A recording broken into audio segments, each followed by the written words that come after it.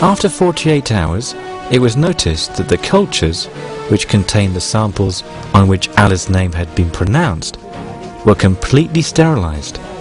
That is, they had a sterility of more than 99%. As for the samples over which the divine statement was not mentioned, a great abundance of microbiological growth could be seen.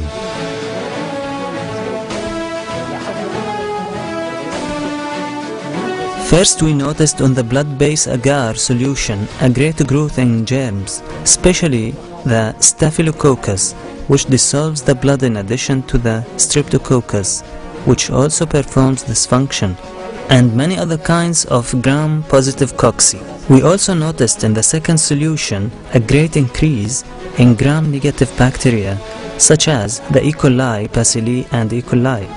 As well as this, there was a significant increase in the solution of EMB. As for the samples on which Allah's name was mentioned, there was no noticeable microbiological growth at all, neither in the blood-based agar solution, nor in the EMB solution or nutritive agar solution.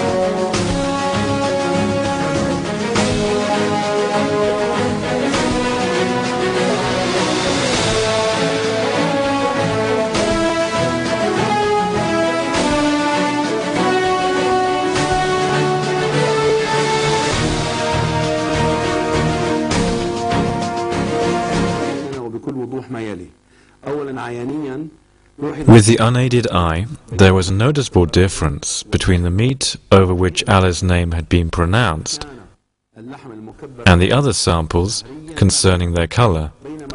The first was of a light rose hue, whilst the other was a dark bluish red.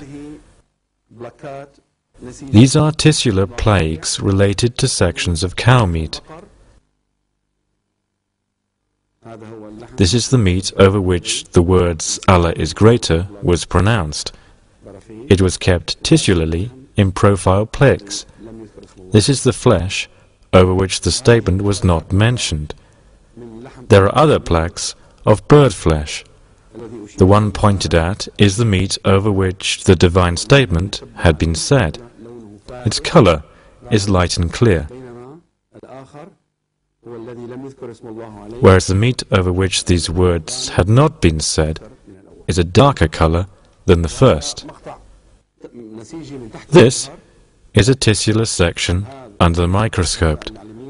The one on the right is cow meat over which Allah's name was pronounced.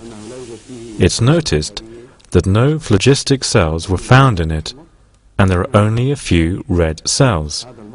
This section belongs to the meat over which the statement was not said. There are phlogistic cells and a large number of red cells.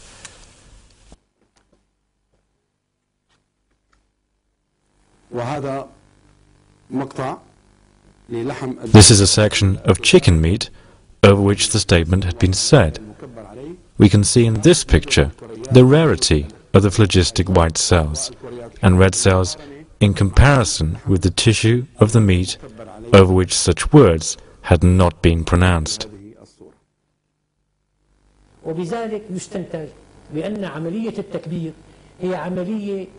Thus, we conclude that the effect of pronouncing Allah is greater is miraculous, and this reality will cause scientific astonishment. How does this carcass over which the words were said have meat that is sterilized, whereas the blood of the carcass over which Allah's name wasn't said remains within, so that in most cases this flesh is clearly and obviously full of germs?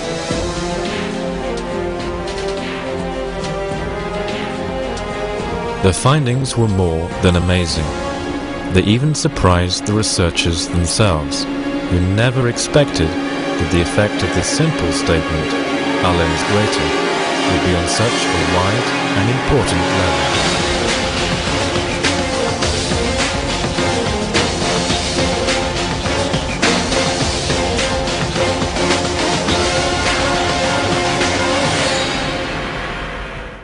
All the blood and tisular tests were in favor of the divine statement.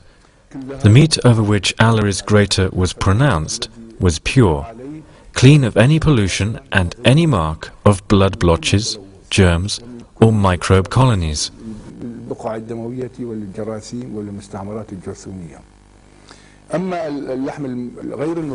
As regards the meat over which the statement had not been said, following the blood and tisular tests, and with the displayed pictures, we can see the samples were infected and polluted to an extreme extent that cannot be neglected or disregarded. We had to put this to the test, for testing is the most potent proof of what we say.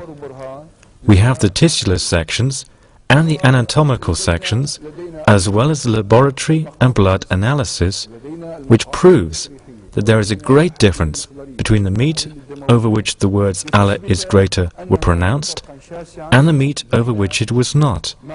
Then, since we live in an age where people don't accept anything except after placing it in tests and obtaining evidence and proof, so we can practically say that we may now know the truthfulness of this strange phenomenon. All of you and all mankind feel astonished at the significant difference between the samples over which the words Allah is greater were pronounced and those over which it was not.